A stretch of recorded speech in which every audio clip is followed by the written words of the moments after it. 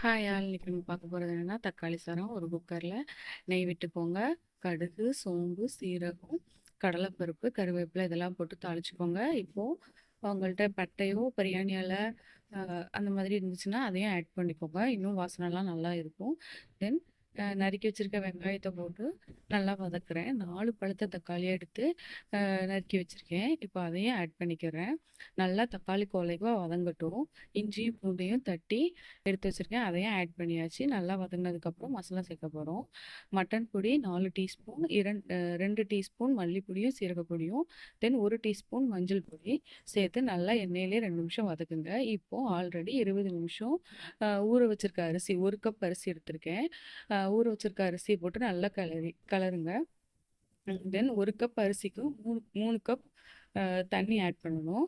So 3 cup தண்ணி add பண்ணிவிட்டு தேவையான அளவு உப்பு சேர்த்துட்டு மல்லித்தலையும் சேர்த்துட்டு 3 விசில் வச்சு எடுத்தீங்க அப்படின்னா டேஸ்டியான தக்காளி சாதம் ரெடி ஆயிடும். தென் அல்டிமேட்டாக இருந்துச்சு. கண்டிப்பாக எல்லாரும் ட்ரை பண்ணி பாருங்கள்.